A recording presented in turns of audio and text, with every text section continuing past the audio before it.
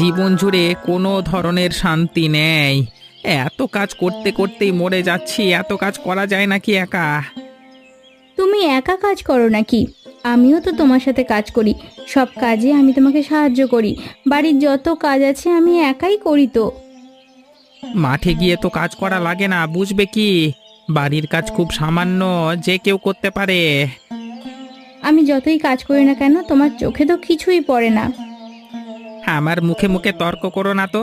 এই মুখে মুখে তর্ক করা আমার একদমই পছন্দ না, সেটা কিন্তু তুমি খুব ভালো করেই জানো। এর আগেও আমি অনেকবার তোমাকে বলেছি, এখন আবারও তুমি সেই মুখে মুখে তর্ক শুরু করেছ।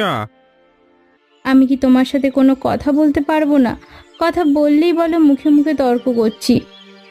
কোনো কথা বলবার দরকার নেই, যাও আমার জন্য খাবার আনো।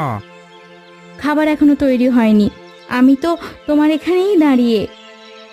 ইচ্ছে করছে তোমাকে মারি নাকি? এখানে দাঁড়িয়ে আছো কেন? যাও যাও, খাবার তৈরি করো, না হলে মেয়েরে একদম খাবার বানানো শিখিয়ে দেবো যত সব। কি খবর কাবেরী, কেমন আছো তুমি? আজকাল তো আর বাড়ির দিকে যাচ্ছ না। আমি যে সময় করে তোমার এখানে আসবো তাও তো আসতে পারছি না। আমাদের মতো মানুষ তো আর ভালো থাকতে পারে না। ভালো থাকার কপাল নিয়ে পৃথিবীতে আসতে পারিনি, সেই জন্যই দুঃখই সবসময় সঙ্গী। এমন করে বলছো কেন? কিছু হয়েছে নাকি আবার? হয় না কখন, সব সময় তো হয়ে আসছে। কপালে যা আছে তাই তো হবে। তোমার আর আমার কপাল বুঝি একই রকম? দুজনের কপালেই শান্তি নেই। শুধু আমাদের দুজনের নয়, এই গ্রামে যত বউরা আছে কারোরই কপালে কোনো শান্তি নেই। সবারই খবরাখবর তো কানে আসে। তোমার কি হয়েছে সেটা বলো। এমন স্বামীর ঘর করছি যে মানুষটা আমাকে মানুষ বলে গণ্য করে না। আমার কোনো কথার দাম নেই, উঠতে বসতে কথা শোনায়, পান থেকে চুন খসলে ধরে প্রচণ্ড মারে। মার খেয়ে শরীরের সব জায়গায় কালো দাগ হয়ে গেছে। তোমাকে তো এর আগেও দেখিয়েছি কয়েকবার। হ্যাঁ, আমাকে দেখে আর লাভ হবে কি? আমারও তো একই দশা। ঘরে তো টু শব্দ করতে পারি না, কিছু বললেই ধরে মারে। আমাদের কপালে মার ছাড়া কি আর কিছু নেই? দুটো দুঃখের কথা তোমার সাথে বলি, তাও এখন বাড়ি থেকে বের হতে পারি না। প্রচণ্ড রকমের চিৎকার চেঁচামেচি করেন উনি। তুমি তাড়াতাড়ি হাঁড়ি পাতিলগুলো পরিষ্কার করো, এরপর আমি করব। সমস্যা নেই, তুমি আমার পাশে এ পাশটা এসে করো। কি গো রতনদা, কি খবর তোমার? ফসল তো এবার ভালোই হয়েছে। এই ধান বিক্রি করেই তো ভালো পয়সা পাবে। তো পয়সা দিয়ে কি করতে যাচ্ছ? আমার একার ফসল ভালো হয়েছে নাকি? আরে তোমারও তো ফসল খুবই ভালো হয়েছে, তুমি কি করবে সেটা বলো। কি আর করব, কোনো কাজ তো নেই। ফসল বিক্রি করে সেই টাকা দিয়ে তোমাদের সাথে জুয়া খেলবো, সেটাই ভেবেছি। গত বছর জুয়া খেলে তোমাদের সাথে অনেক টাকা হেরেছি। এবার ফসল বিক্রি করে সেই টাকা তুলতে হবে না নাকি? তাহলে তো তোমার চিন্তা ভাবনা ভালোই আছে। নিজে কি করব সেটা নিয়ে ভাবছি। বাড়িতে বউ একটা আছে, কোনো কাজে হাত দেয় না। সকল কাজ আমার একাই করতে হয়। ঠিক মতো দুটো রেঁধে খাওয়াবে, তাতেও তার গরমিল। মাঝে মধ্যে মন চাই একদম মেরেই ফেলি। আরে না না, একদম মেরে ফেলতে যেও না, তখন কিন্তু পুলিশের হাতে বন্দি হবে। মাঝে মধ্যে দুঘা দেবে, তাতেই ঠিক হয়ে যাবে। কথা না শুনলে ভাত দেবে না। বউয়ের সাথে বেশি পিরিত জমাবে না।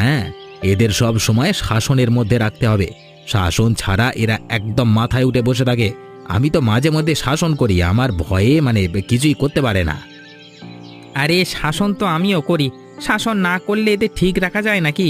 সব সময় শাসনের মধ্যে রাখি, এত মারি তাও তাদের লাজ হয় না। এই মনে হচ্ছে এদের শরীরে গন্ডারের চামড়া, মার খেয়ে কোনো পরিবর্তন হয় না।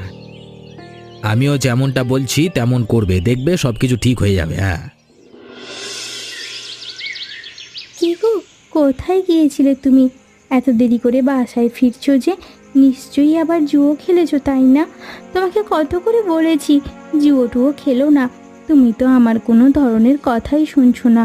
কষ্টের পয়সাগুলো তুমি যদি এইভাবে উড়িয়ে দাও জুয়া খেলে, তাহলে সংসারের আয় উন্নতি কিভাবে হবে বলো তো? কোথায় আমি টাকা খরচ করব না করব সেটা কি তোর কাছ থেকে জানতে হবে নাকি? তোকে কত করে বলেছি আমি কি করি না করি সেসব নিয়ে প্রশ্ন তুলবি না। তুই এখনো এখানে বসে আছিস কেন? তোকে না বলেছি আমার জন্য বসে থাকতে হবে না, খেয়ে ঘুমিয়ে যাবি। রাতে আসি, তারপর তোর এই বকবকানি আমার আর ভালো লাগে না শুনতে। এই শুধু শুধু কানের কাছে পেঁচাল মারিস। তুমি তো আমার কোনো ধরনের কথাই শুনবে না। আমার একটা আবদার আছে, তাহলে সেটা পূরণ করো। আমি আর কিছুই বলবো না। তোর আবার কিসের আবদার? গ্রামে নতুন ধান উঠেছে, বিশাল বড় একটা মেলা হয়, সেই মেলায় আমি যেতে চাইছি। কিছু পয়সা দিও, আমি একটা শাড়ি কিনবো। আমি কোনো পয়সা দিতে পারবো না। বাড়িটিরে কে না, ওসব বাদ দে। আমাকে পয়সা দিতে পারবে না কেন? তুমি তো জুয়া খেলে সব পয়সা উড়িয়ে ফেলবে। তুই আবারও আমার জুয়া নিয়ে কথা বলছিস? দাঁড়া, তোকে আরো মজা দেখাচ্ছি।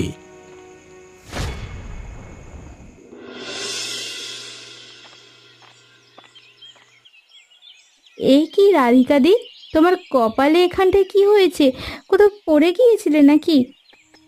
হ্যাঁ, আমার কপালে কি হয়েছে সেটা তুই দেখে বুঝতে পারছিস না? ভাবছিস আমি পড়ে গেছি? এর আগেও তো কতবার আমার শরীরে এরকম দাগ দেখেছিস। কি বলছো তুমি রাধিকা দি? সুকান্তদা আবারও তোমাকে মেরেছে? কি হয়েছে? সুকান্তদা প্রতিদিন তোমাকে এমনভাবে মারে কেন? তিনি কি মানুষ নাকি? দিন দিন জানোয়ার হয়ে যাচ্ছে। পুরুষ লোকেরা এত খারাপ কেন, সেটাই তো আমি বুঝতে পারছি না। আমরা তাদের সংসারের জন্য, তাদের জন্য এত কিছু করি, তারপরও দেখো তারা আমাদের কোনোভাবেই মূল্যায়ন করে না। এর চেয়ে যদি অন্যের বাড়িতে কাজ করে খেতাম, তাহলে হয়তো এর চেয়ে ভালো সম্মান পেতাম, অন্তত মার খেতে হতো না। পুরুষ লোক আসলেই খারাপ জাত, যারা কিনা নারীদের মান সম্মান ঠিকঠাক মতো দেয় না, উল্টে মারে। পুরুষ নামের কাপুরুষ সব। এখানে আবার গল্প বসিয়েছো? তোমাকে আমি বললাম মাঠে আমার জন্য খাবার নিয়ে যেতে। খাবার না নিয়ে তুমি এখানে বসে গল্প করছো? সুকান্তদার মতো আমিও যদি তোমাকে মারি, তারপর তোমার শিক্ষা হবে। রাধিকা দিকেও দেখেও তো তোমার শিক্ষা হচ্ছে না, তাই না? বউকে মারা অবশ্যই ভালো কাজ নয় রতনদা। এসব কাজ করবেন কেন? কি বলছেন? ভালো কাজ খারাপ কাজ আপনার থেকে শিখতে হবে না। কোনটা ভালো কোনটা খারাপ সেটা আমি ভালোই বুঝি। আপনার আমাকে বোঝাতে হবে না। আপনি যে এখানে এসে সুকান্তদার নামে নালিশ করছেন, সেটা যদি আমি গিয়ে বলে দিই তখন কেমন লাগবে? সুকান্তদা এমনিতেই রাধিকা বৌদিকে মেরেছে, তুমি আবার কিছু বলতে যেও না। আমি এখনই খাবার নিয়ে আসছি, তুমি চলো। শহর থেকে তোমাদের গ্রাম এতটা দূরে, সেটা আমি বুঝতেই পারিনি। সেই সকালে বাড়ি থেকে বের হয়েছি, তোমাদের এখানে আসতে আসতে সন্ধ্যা হয়ে গেল। শরীরটা বড়ই খারাপ লাগছে। এখানে তো কোনো ধরনের গাড়ি ঘোড়া দেখতে পাচ্ছি না। কিসে করে যাব শুনি? এটা হচ্ছে গ্রাম, তোমার শহর নয়। এখানে সহজে গাড়ি ঘোড়া পাওয়া যায় না। এত কষ্ট করে এখানে আসলাম, এখন বলছো এখানে গাড়ি ঘোড়া পাওয়া যায় না? তাহলে আমার বাড়ি পৌঁছবো কি করে? এমনিতেই সন্ধ্যা হয়ে গেল, পরে তো রাত হয়ে যাবে। আরে তুমি চিন্তা করো না, আমি আসবার আগেই গরুর গাড়ির জন্য খবর দিয়ে রেখেছি। হয়তো এখনো এখানটা এসে পৌঁছাতে পারিনি, কোনো কারণে তারা আসতে হয়তো একটু দেরি হচ্ছে। আমরা দুজনে এখানে আরো কিছু সময় বসি। তিনি যদি চলে আসেন তাহলে আমরা গরুর গাড়িতে করেই বাড়ি ফিরতে পারবো। গ্রামে এখনো গরুর গাড়ি চলে?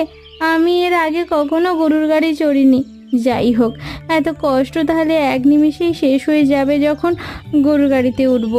এটা ভাবতেই তো আমার ভালো লাগছে, সকল ক্লান্তি দূর হয়ে যাচ্ছে। উফ উফ। গ্রামে যেমন অসুবিধে আছে তেমন কিছু সুবিধেও আছে। গ্রামে কিছুদিন থাকলে তুমি সবকিছুই আস্তে আস্তে আয়ত্তের মধ্যে করতে পারবে। চলো, এখন আমরা ওখানে থেকে আরো কিছুক্ষণ বসি এবং বাদাম খাই।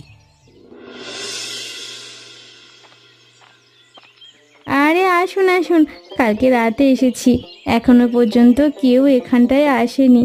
তাই তো মনে করেছি এই গ্রামের মানুষেরা কারো বাড়িতে হয়তো যায় না। আপনারা দুজন এসেছেন, আসেন আসেন, আপনাদের সাথে পরিচিত হই। তবে আমি আপনাদের কথা আগেই অমিতের কাছ থেকে অনেকবার শুনেছি, আপনাদের দেখিনি, এবার দেখে ভালো লাগলো। এই ছোট, অমিত যে বিয়ে করে ফেলেছে, বউ নিয়ে এসেছে, এটা ভালো লাগছে। আমরা তো ভেবেছিলাম অমিত বড় চাকরি করে হয়তো বা আর কোনোদিনও গ্রামেই আসবে না। হ্যাঁ, আমারও গ্রাম প্রচণ্ড ভালো লাগে, সেই জন্য আমি আসতে চেয়েছি গ্রামে। আর আপনাদের অমিত এই গ্রামকে খুব ভালোবাসে, গ্রামের টানে তো সে এখানে আসতে চাইছে। অমিত খুব ভালো ছেলে, আমাদের কথা তো তুমি শুনেছ ওর মুখে। আমি হচ্ছি কাবেরী, আর উনি হচ্ছেন রাধিকা দি। আমরা তোমাদের বাড়ির পাশেই থাকি, ধরে নাও প্রতিবেশী। আমি শুনেছি গ্রামের মানুষ নাকি অনেকটা চঞ্চল হয়। আপনারা এত চুপচাপ কেন? মুখে তো হাসি দেখছি না। হ্যাঁ, আমরা হচ্ছি মাটির মানুষ। এই গ্রামের বউদের চঞ্চলতা মাটির নিচে চাপা পড়ে যায়। তুমি ধরতে পারো এই গ্রাম বউদের দুঃখ কষ্টের গ্রাম। এই গ্রামটি আমাদের জন্য না, আমাদের মনের মধ্যে আলাদা গ্রাম আছে, মাটির নিচে বউদের গ্রাম, যেখানে আমাদের দুঃখ কষ্ট সব কিছু মাটির নিচে চাপা পড়ে থাকে। কি বলছো? আমি তো জানি গ্রামের মানুষ সহজ সরল হয়, আনন্দের সহিত তারা বসবাস করে। কিন্তু এখন তো তোমাদের মুখ থেকে আলাদা আলাদা কথা শুনছি দিদি।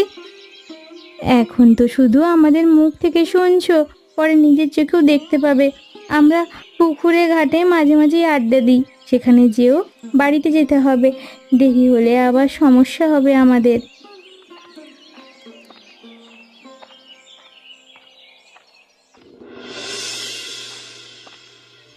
আরে সুকান্ত দা, ও রতন দা যে, আরে এসো এসো, বসো, দুজনে চা খাও।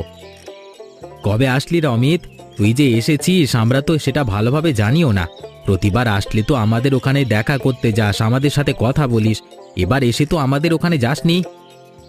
গতকাল রাতে এসেছি, তোমাদের ওখানে যাওয়ার জন্য এখনো সময় পাইনি, ভেবেছি যাব।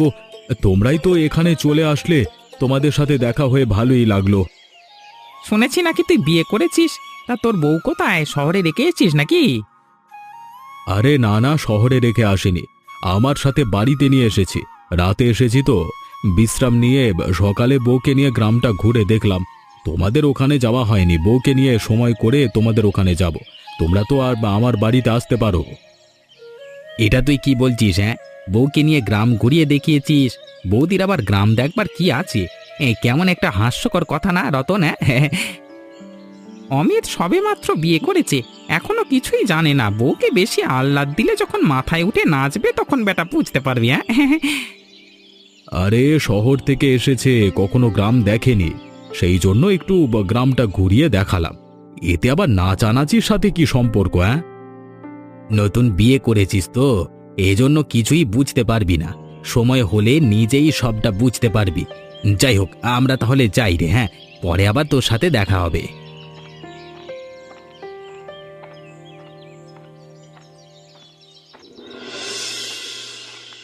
তোমার এত দেরি করে আসলে কেন? আমি সে কখন থেকে তোমার জন্য অপেক্ষা করে আছি। আমাদের জীবন তোমার মতো এত সহজ সরল নয়, আমাদের অনেক কিছু জেনে মেপে এখানে আসতে হয়। চাইলেই তো আর এখানে আসতে পারি না তোমার মতো। আমি পারলে তোমরা পারবে না কেন দিদি? তুমি তো সবেমাত্র শহর থেকে এসেছো, গ্রামে কি হয় কিভাবে হয় কিছুই বুঝতে পারো না। গতকাল তোমাকে একটা কথা বলেছি, সেটা হয়তো তুমি বুঝতেই পারোনি, সেই জন্যই এই কথা বলছো। কদিন পর নিজের চোখে দেখলে তখন সবটা বুঝতে পারবে, তখন আর আমাদের বলতে হবে না আমরা সব সময় এখানে আসতে পারি না। আচ্ছা আচ্ছা, ঠিক আছে, হোক হোক, সেসব কথা বাদ দাও। আমি যে জন্য ডেকেছি সেই কথা বললি। শুনলাম গ্রামে নাকি একটা বিশাল বড় মেলার আয়োজন করা হয়েছে। প্রতি বছর ধান উঠলে এরকম মেলা করা হয় নাকি? আমি চাচ্ছি আমরা সবাই মিলে সেই মেলায় ঘুরতে যাব, ঘুরে দেখব, কেনাকাটা করব। হ্যাঁ, আমরা আবার মেলায় যাব? এই গ্রামের বউ হয়ে এসেছি, অনেক বছর হয়ে গেল, এখনো পর্যন্ত কোনো বছর যেতে পারিনি। কি বলছো তোমরা? এই গ্রামের বউ তোমরা এখনো মেলায় যেতে পারোনি? না না, এবার এবার তাহলে আমার সাথে মেলায় যেতেই হবে, না হলে কিন্তু তোমার সাথে কথা বলবো না, বলে দিচ্ছি। এখানে আর আসবো না।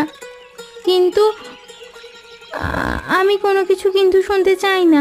বিকেলে সবাই মিলে মেলায় যাব, এখন আমি বাড়িতে গেলাম। তোমরা মেলায় আসার পর থেকে আমি একটা জিনিস লক্ষ্য করেছি, কিন্তু মনের মধ্যে সেটা কোনোভাবেই চেপে রাখতে পারছি না। তোমাদের কাছে জিজ্ঞাসা করতে হচ্ছে এখন আমায়। বলো, কি জানতে চাচ্ছ তুমি? আর আগেই তো বলতে পারতে। এভাবে নিজের মনের মধ্যে কথা চেপে রেখে কোনো লাভ আছে? আমরা সবাই এখানে মেলায় এসেছি, আমরা তো সবাই এখানে আনন্দ করব, ফুর্তি করব, তা নয়। তোমরা দুজনে মন খারাপ করে আছো, ঘুরতে এসে এভাবে মন খারাপ করে থাকলে হবে নাকি? ঘুরতে আসলে সব কিছু দেখতে হবে, আনন্দ করতে হবে, কিনতে হবে। হ্যাঁ, আমাদের কাছে অত টাকা নেই যে আমরা কিছু কিনবো। তোমরা তো অনেক ধরনের কাজ করো, বাড়িতে চাল ধানের অভাব নেই, টাকা নেই কেন? তোমরা তো ধান বিক্রি করেছো। আমাদের কাছে কখনোই টাকা থাকে না। আমাদের টাকার মালিক হচ্ছে আমাদের স্বামীরা। তারা কখনোই আমাদের কাছে টাকা দেয় না। আমরা যদি আবদার করি তাও কখনো শোনেন না। এজন্যই তো আমরা এর আগে কখনো মেলায় আসতে পারিনি। তোমাদের স্বামীরা কেমন মানুষ সেটাই আমি ভাবছি। যাই হোক, ওসব বাদ দাও। আমার কাছে টাকা আছে, আর একটু মন খারাপ করলে চলবে না। তাহলে কিন্তু মেলা থেকে আমি এক্ষুনি বাড়ি ফিরে যাব। আরে না না, তুমি শহর থেকে এসেছো, নতুন মেলা দেখছো, বাড়িতে যাবে কেন? তাহলে আমি আর তোমাদের আর একটা কথাও শুনতে চাই না। সবাই মিলে হাসি খুশি থাকবো, সবাই মেলাটা ঘুরে দেখবো। আমার কাছে টাকা আছে, তিনজনে মিলে কেনাকাটা করব। চলো চলো।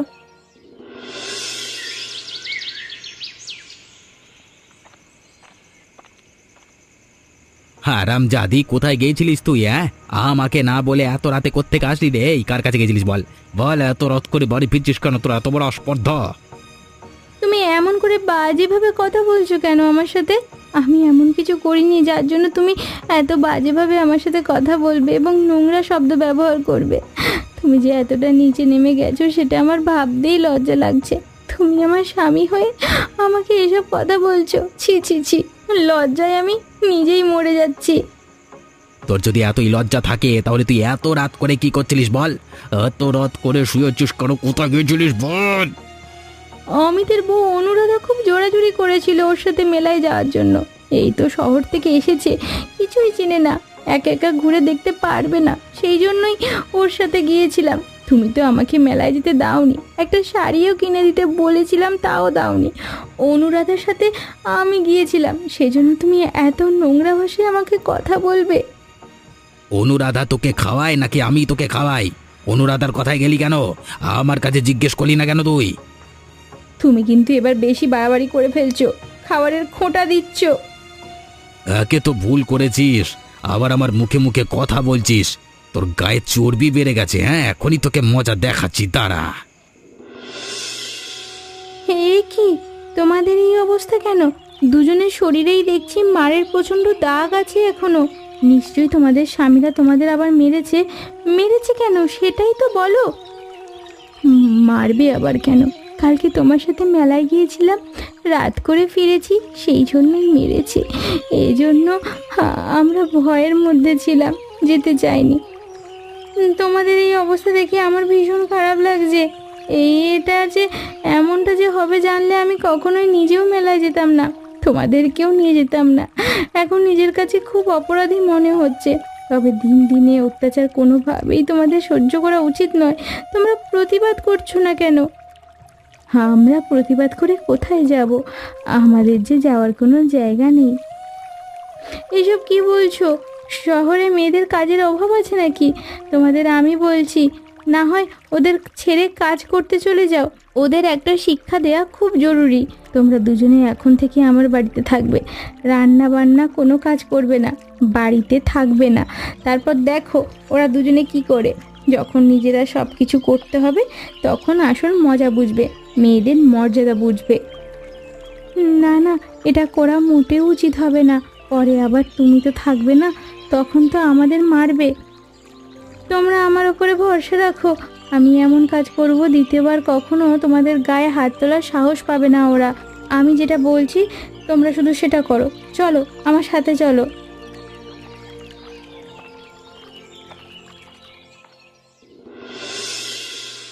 অমিত, তোমার বউ যেটা শুরু করেছে সেটা কিন্তু মোটেও ভালো হচ্ছে না। গ্রামের ছেলে, সেজন্য আমরা এখনো কিছু বলছি না তোমার বউকে। আমার বউ আবার কি করলো? তোমার বউ আমাদের বউদের বুদ্ধি দিয়েছে, খারাপ বুদ্ধি। সেই জন্য তারা আমাদের সংসার ছেড়ে এখানে চলে এসেছে। রান্না বান্না হচ্ছে না, আমরা কি করে খাবো বলো? আমরা কোনো বাচ্চা ছেলে মেয়ে নই যে আমাদের অনুরাধার বুদ্ধি দিতে হবে। খাওয়া দাওয়া হচ্ছে না কেন? আপনারা তো অনেক কাজ জানেন, সব কাজ আপনারাই করতে পারেন, আমাদের দিয়ে কিচ্ছু হয় না। তাহলে আপনাদের রান্না আপনারাই নিজে করে খান, সমস্যা কি? এখানে এসে তোমাদের কথা অনেক বেড়ে গেছে। কদিন বাদে অমিত এবং অনুরাধা কেউই এ গ্রামে থাকবে না। তারা আবার শহরে চলে যাবে, তখন তোমাদের কি হবে সেটা নিয়ে ভাবো। মেরে যদি দুটোকে খালে ভাসিয়ে দিই তাহলেও কেউ জানবে না। আমি তো এই কথাটাই আপনাদের থেকে শুনতে চেয়েছিলাম। আমি শহরে থাকি, অবশ্যই অবশ্যই আমার কাছে মোবাইল ফোন আছে। সমস্ত কথা আমি রেকর্ড করে নিয়েছি, পুলিশের কাছে সবটা আমি পাঠিয়ে দেব। এরপর কোনো সময় আপনারা যদি এদের গায়ে হাত তোলেন, সঙ্গে সঙ্গে আপনাদের এসে পুলিশে ধরে নিয়ে যাবে। ইতিমধ্যে আমি সেখানে বলেও রেখেছি আপনারা দুজন নারী নির্যাতন করেন। রাধিকা দি, কাবেরী দি দুজনেই সাক্ষী দিয়েছে। এবার ভেবে দেখুন আপনারা কি করবেন। আমার এখানে কিছুই বলবার নেই, শহরে এসবই চলে। আমরা ভুল করেছি, আমরা এতদিন ভুলের মধ্যে ছিলাম। মেয়েদের কাজে অনেক কষ্ট, দুদিন রান্না করে আমরা সেটা বুঝতে পেরেছি। এরপর থেকে আমরা আর কখনো তোমাদের গায়ে হাত তুলবো না গো। তোমরা বাড়িতে চলো, আমাদের ক্ষমা করে দাও। তাহলে আর কি, মাটির নিচের বউদের গ্রাম, এখন থেকে আর মাটির নিচে যাওয়া পড়বে না। আনন্দে সুখে গ্রামের মধ্যে সবাই বসবাস করবে। যাও রাধিকা দি ও কাবেরী দি, যাও, এদেরকে ক্ষমা করে দিয়ে চলে যাও। দ্বিতীয়বার এরা গায়ে হাত তুললে আমি না থাকলেও পুলিশকে জানাবে, বাকিটা তারা করবে। হ্যাঁ, এমন মজার মজার গল্প দেখতে হলে আমাদের চ্যানেলটাকে সাবস্ক্রাইব করতে ভুলবেন না।